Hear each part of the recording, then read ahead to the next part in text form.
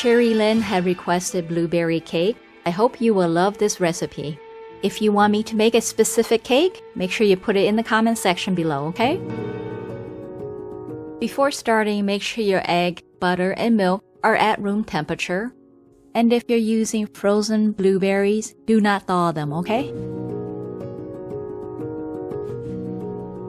If you are using measuring cup, make sure you pour the flour into the cup, then lightly pack it down, and use a straight edge to level it off.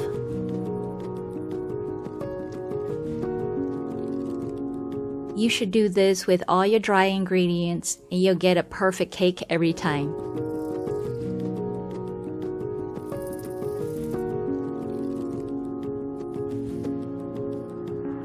If you're new here, the full recipe is also in the description box below, along with oven baking instruction as well. Now zest 1 orange. We'll need about 1 tablespoon of orange zest. Now mix the butter for about 1 minute until creamy.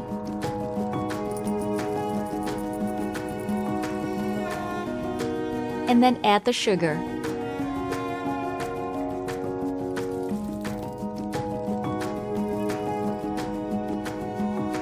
Mix for about 2 minutes until light and creamy.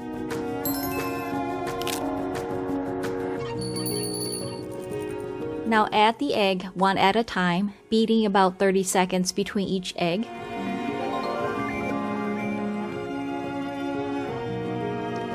And I'm using orange extract here. You can use vanilla extract if you don't have orange extract. And now mix this for about 30 seconds.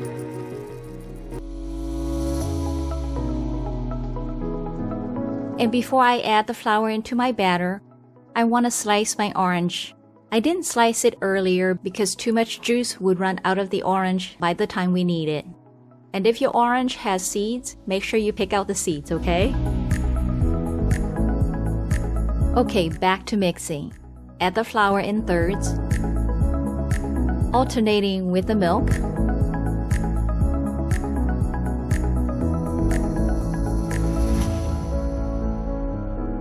And our batter is creamy and thick, which is perfect for our juicy fruits. Pour the melted butter into a lined pot, and now sprinkle the brown sugar all over the bottom. Then cover it with 1½ cup or 220 grams of the blueberry. Just cover the bottom. And if you're new to baking in your rice cooker, make sure you watch to the end. There are tips and tricks on how to bake in your rice cooker at the end. And add half your batter. Smooth it out as much as you can. And now line your orange slices in this middle layer here.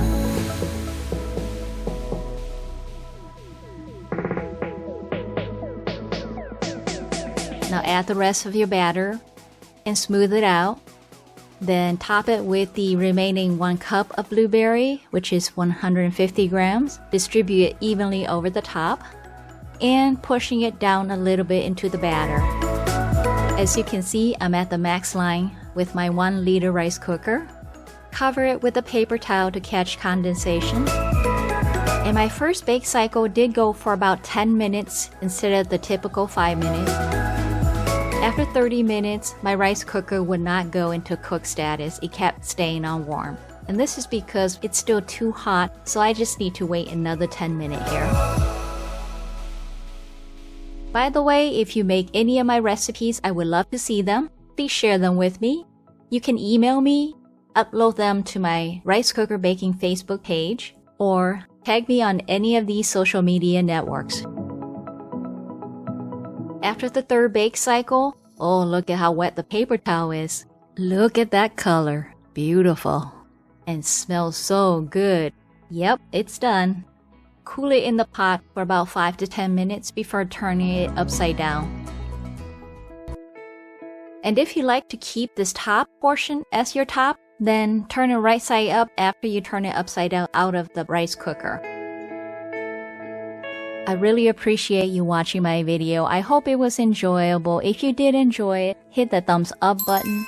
And if you're new to my channel, welcome. Don't miss any of my recipes by clicking on that subscribe button and notification bell. I upload new videos every Saturday here on Life of Pang. And look at this nice, beautiful cake. Oh, yummy-licious. It's soft and moist, but not wet or dense.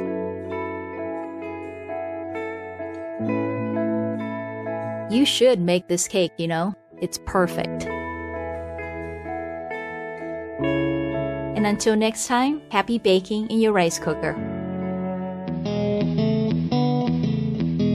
This cake is at a 3 sweet tooth sweetness scale level.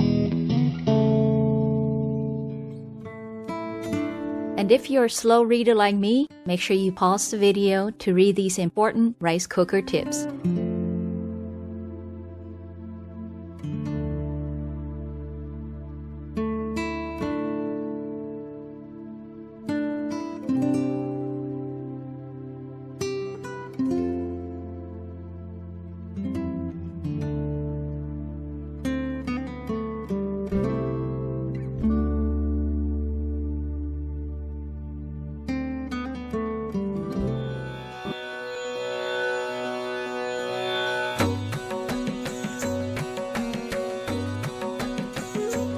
If you need more inspirations, make sure you check out my other videos here and here, or check out my whole rice cooker playlist right here.